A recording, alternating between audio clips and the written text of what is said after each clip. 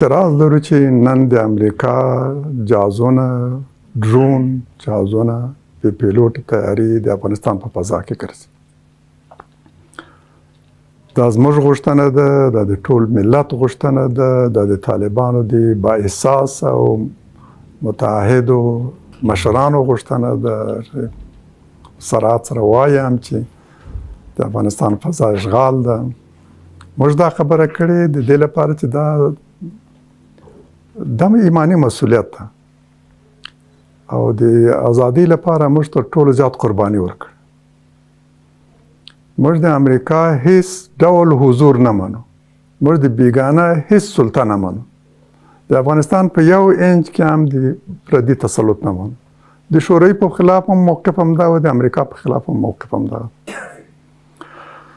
موږ له طالبانو هم وغوښتل چې د افغانستان لپاره د امریکا د خاص استازي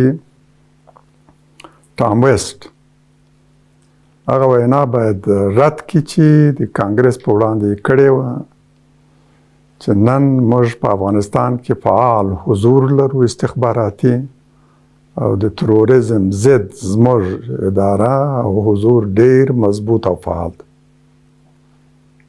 دا عادي خبره نه ده، تور نه دی، د یو مسؤول شخص خبره ده. په یو عادي مجلس کې هم نه، د کانګرس په وړاندې په خپل راپور کې وایي چې موږ دلته حضور لرو، مضبوط حضور لرو. دا عادي خبره ده. دا باید په هماغه اوله ورځ د امارات له لوري رد شوی. هغوی وایي چې موږ په دې 2 کلونو کې 2 میلیارده ډالر له امارات سره مرسته کړې. په همدغه صیغه وایي، دا نه وایي چې د انساني مرستې د ملل متحد له لارې مو کړې ده.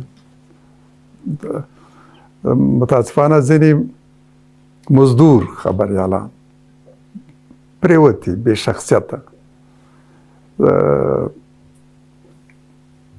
چې له امریکا نه د دفاع په خاطر حتی دا ټول ملي او دیني ارزښتونه تر پښو لاندې کوي.